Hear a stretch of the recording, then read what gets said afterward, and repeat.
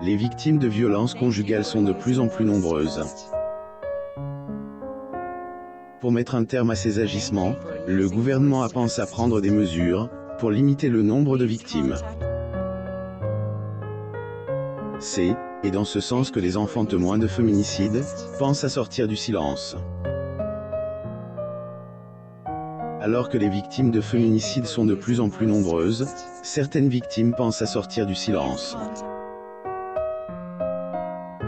En effet, si le gouvernement souhaite mettre des mesures en place pour limiter le féminicide, les enfants qui ont été témoins de cet abus ont décidé de parler de leur terrible expérience.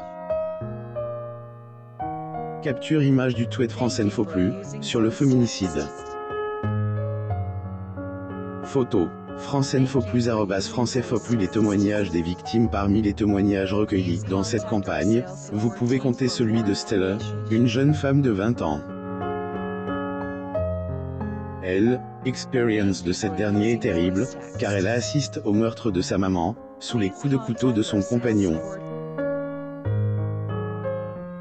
Quand ma mère est décédée, je suis morte en même temps qu'elle.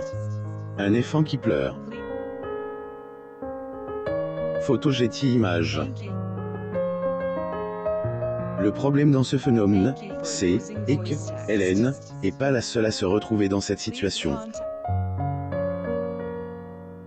C'est aussi cette épreuve que la jeune Loane a surmontée.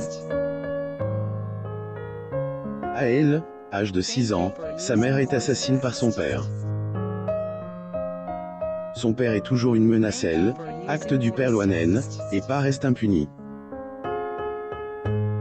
Ce dernier a été condamné à 30 ans de réclusion criminelle. Cependant, celui-ci n'a pas perdu une autorité parentale sur elle, et peut même demander à la revoir une fois sortie.